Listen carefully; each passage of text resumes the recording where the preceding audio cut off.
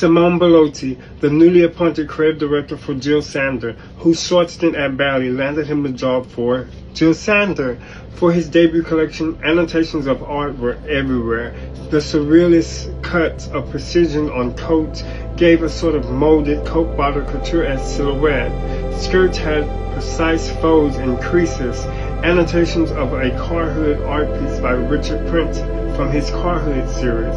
The play of shapes and stylines through translucent fabrics, the coded color blocking. What I mean by that is there's this sort of visual engagement of colors.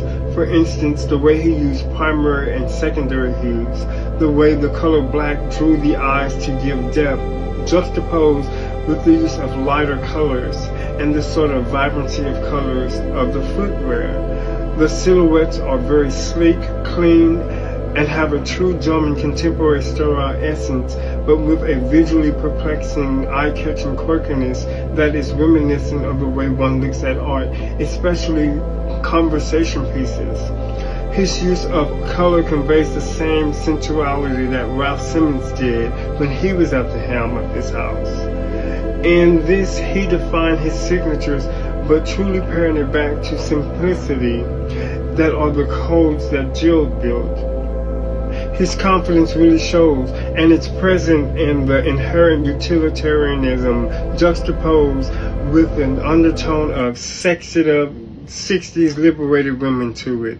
Skirts showed a slit of skin horizontally at the belt line and thighs, circular cutout dresses that played with scale and descaling of the bust area. The play with proportion and color visually cut and exemplified the bodily anatomy through well-proportioned layered sweaters. It was just really gorgeous. Speaking of anatomy, the way he played with texture and movement of light and shadows from a section of three-dimensional dresses and a skirt of horizontally sewn bias strips expressed a sort of artful kineticism when the models walked. Simone's play with fabric manipulation here is stellar.